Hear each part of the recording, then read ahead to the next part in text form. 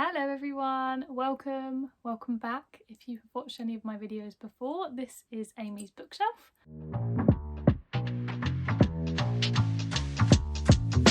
Today I am going to talk to you about, I think there's 11 books on 200 pages that I've either read and I think you should read too, or that I'm excited to read.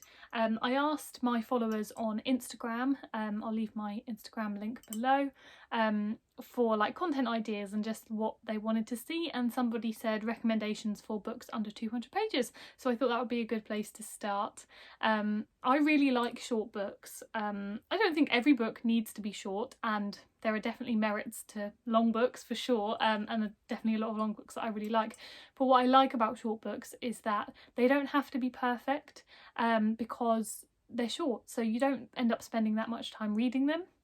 And I think because of that they can get away with a lot, which is helpful. I recently read, which isn't in this list, Luster, and one thing I said about Luster in my review is that it really wasn't perfect. There were parts of it I didn't love and parts of it that I think could have got like monotonous or repetitive had it been longer, but because it was only 225 pages, you just can't be that mad at it. So I think that is one of the biggest allures to short books, to be honest. So yeah, I hope that you get a recommendation today, and you can take away some ideas of some books that you maybe want to read or buy. And yeah, let me know in the comments your favourite books under 200 pages, and I'll try and add some to my TBR and try and read some too and let you know what I think. Okay, let's get started. Okay, so I'm going to leave the ones that I am looking forward to reading till last. So I will start with the ones that I have read and that I think you should read too. So first things first is I'm Afraid of Men by Vivek Shraya. Before I go into this book, this is like one of my favourite hardbacks that I own, simply because it's so little. Like, I don't know what a good example. Hang on a second. If you look at the size of like a normal hardback and then you look at the size of this, it's just so diddy. I love it. Anyway, that's not why I'm recommending it to you. I read this actually as an audiobook, I think potentially 2019. No, sorry, 2020. Hello everyone, this is Editing Amy here. I don't know why my memory is so atrocious, but I literally read this book last year in 2021. So why I thought I read this in 2020 or even 2019, baffling, but it was last year. And it was recommended to me by my friend Jazz from Travels in Fiction, and I read it as an audiobook because I was looking for a non-fiction read, and the audiobook version of this is literally like an hour and a half long, and that's on like the normal speed, so if you speed up your audiobooks you get through it very, very quickly. It is also narrated by the author Vivek Shraya, which I really love because I always think that audiobooks are just a bit more compelling when they are narrated by their authors, so I really enjoyed that. And I love the book so much that I went and got a physical copy because I definitely want to reread it, and I can promise you that it will be a book that will stay with you for a long time after reading. So the book, yeah, like I said, is called I'm Afraid of Men, and it is essentially what I'd like to say is like an essay that Vivek Shraya wrote about her life and about her experiences with men, about her experiences as a trans woman, and yeah, just a bit of a sort of deep dive into that. Vivek Shraya is Canadian.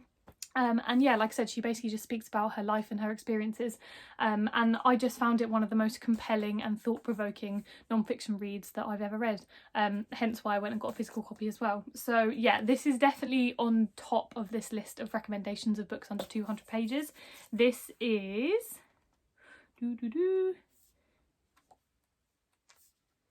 85 pages. So frankly, I really don't think anybody has a reason not to read this. It's so incredibly short, you could read it in an afternoon probably. Although having said that, I do also think it's the kind of book that actually if you take slowly, you might get more out of, just because you can think about it more. But having said that, you could just read it again if you wanted to. So yeah, I'd really recommend this. And like I said, if you don't want the physical copy, then you can read the audiobook, which like I said is really short as well. So yeah, that is first on this list. Then next up we have How Should One Read a Book by Virginia Woolf. Now I'm not massive on classics, I don't often recommend them, although having said that there are actually two classics in this pile, this being one of them. Now this isn't fiction, this is an essay that was originally a speech that Virginia Woolf made. I'm not sure where she made it. I'll maybe try and find it and then put it in this video. But this was published by Lawrence King Publishing, who I've worked with quite a lot of times, and this was given to me as part of an ad I did last year, or actually I think it was just the year before, Christmas 2020. And yeah, like I said, it was a speech, so this is just a publication of that speech. And I just want to read an excerpt from it. So the book is really short, obviously, but the actual speech itself is only part of the book. So it's literally from page 23 to page 47. So it's like just over 20 pages long. It's really, really short. There's an introduction in there, and then there's also some other commentary about the writing and about Virginia Woolf.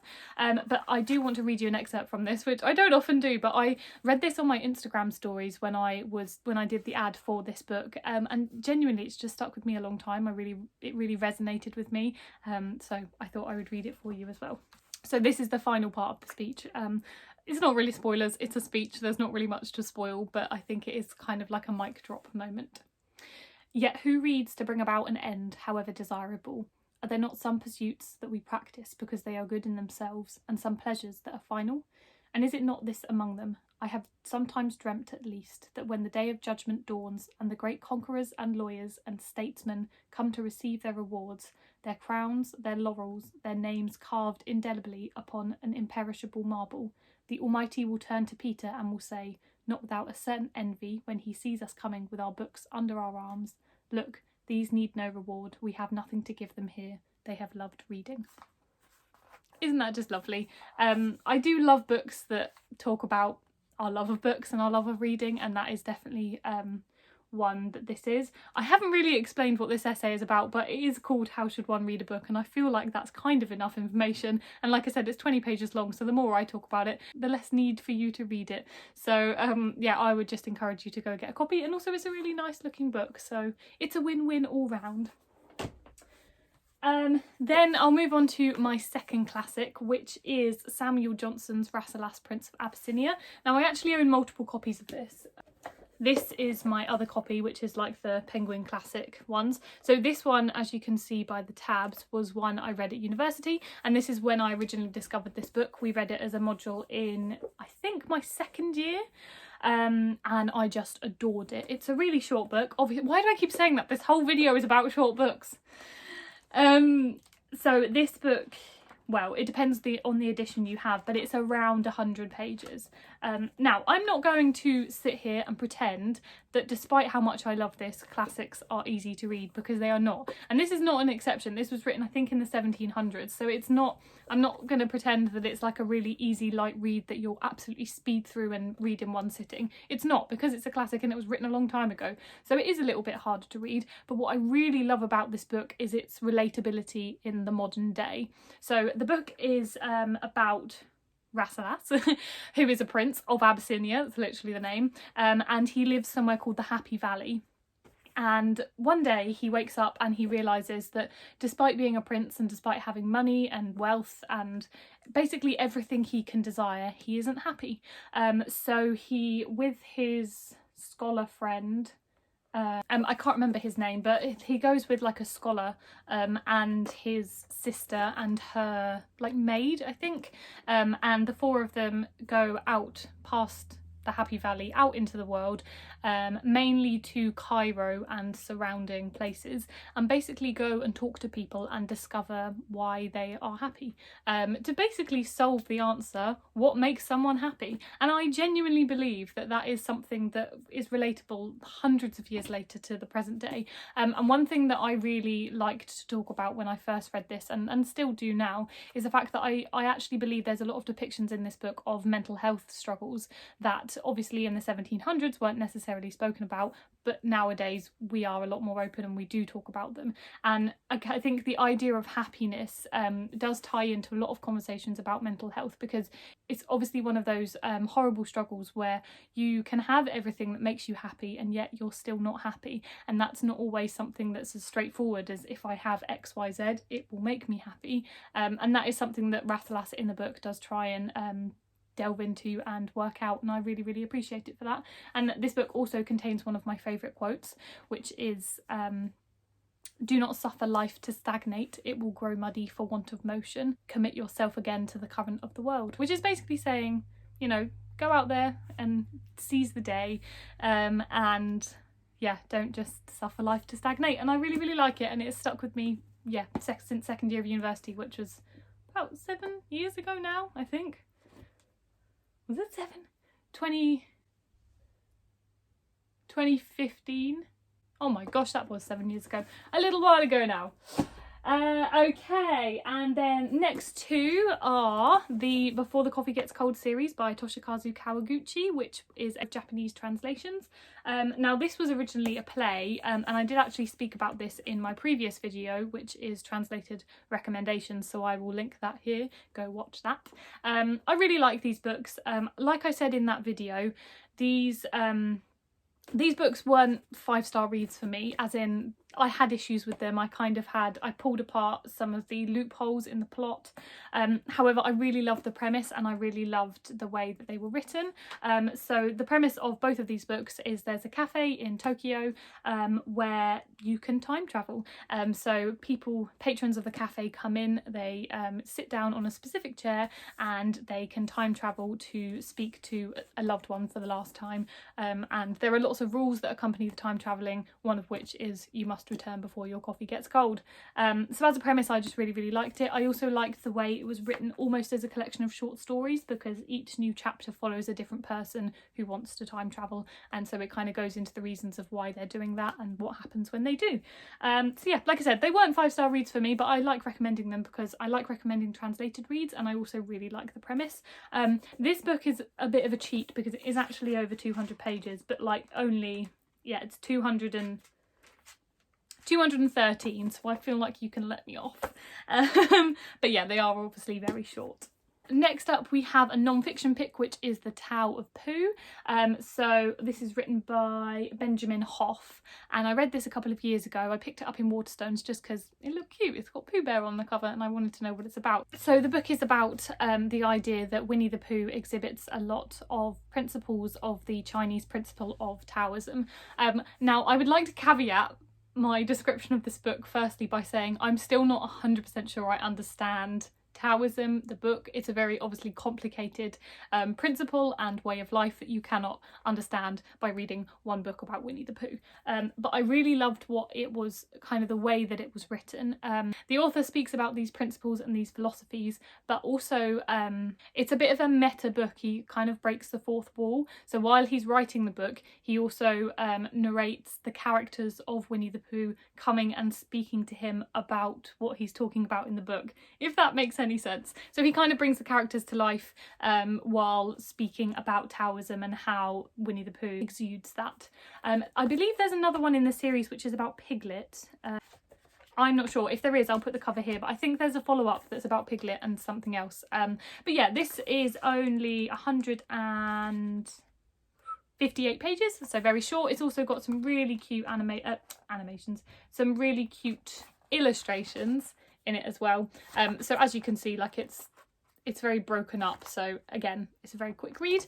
Though having said that, like I said before, it's a complicated book because it does deal with a lot of complicated principles, so yeah, it's not necessarily something you might speed through and fully be able to digest, but I like it for its ability to make me want to learn more about other things, which is always great in books. Then we have the book The End We Start From by Megan Hunter. This is a dystopian book which has a really interesting form. So it is written in prose, but it's almost like verse.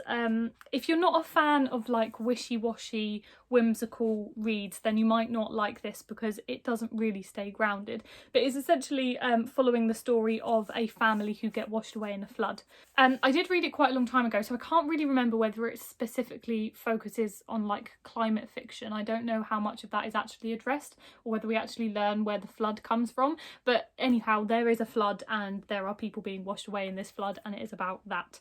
I remember it being really beautiful, though like I said, it's not grounded in much plot, so if you need something a little bit more concrete, then this one might not be for you, but I really did enjoy how different it was. I think often we do kind of get stuck in these cycles of reading not the same books over and over again, but books that are written in the same way. You know, prose that is broken up by chapters that might then be broken up into different parts. So it is quite refreshing to read something a little bit different. And like I said, yeah, it's kind of written in like a verse style, and it's almost like a stream of consciousness in the way that it flows between each section. And then I just realised it flows like water. Maybe that was the whole point of the book. Who knows? But yeah, pick up a copy of that if you're looking for something different to read, because that will definitely tick that box. Then we have Tin Man by Sarah Winman. This is one of my all-time favourite books. I read this a few years ago, and again, this is a little bit of a cheat because I think it's... Oh no, it's 195 pages. Nailed it. So yeah, it is under 200 pages, and it's one of those books I don't really want to talk about the plot much because it will spoil it. But it is essentially the story of two men who are navigating the world. It discusses a lot of quite heavy themes, including HIV and homophobia. And it is just a really beautiful book. I have a few kind of marks of annotations, so I'll just read you this tiny little excerpt. They sat there quietly, not talking about death or the kiss or how life was going to change. They watched the shifting colours of the sun, and the deep shadows eavesdropped on their grief, and the vivid descant of birdsong slowly muted to unimaginable silence. So again, this book is one of those ones that not much happens. I mean, I didn't personally like Sally Rooney's Normal People, but I can imagine people who liked that book would also like this. It's very much an exploration of relationships, of our connection to each other, and of grief, of love, of hope, of death. And yeah, it was just a really beautiful book, and I'm excited to read her new book, which I can't remember the name of. Still Life, yeah, because I will read anything she writes. Okay, and then to finish off the books that I have read that I want to recommend you, I have Kim Jong-born 1982 by Cho Nam-Chu. I love this cover. And this is, I also spoke about this in, I think it was also in my translated books. This is translated from Korean and it's set in South Korea. And it follows the story of Kim Jong throughout her childhood, into her adolescence, and then into her adult life. And it is essentially a snapshot of her struggles with the patriarchy, of living in the world as a woman, and the pains and struggles that she must endure because she was born a woman. Now, I spoke about this in my other video, and it's definitely a bit of a mic drop book, in that there are sentences and there are clauses, and especially the last paragraph of the book, that if you are a woman or you can relate to the struggles of the patriarchy in any way, then you will definitely be angry when you read this book. It talks about a lot of home truths, and although it is fiction, there are many people in the world that can relate to Kim and her struggles in the world. But yeah, overall it was a really insightful book, and just very enjoyable.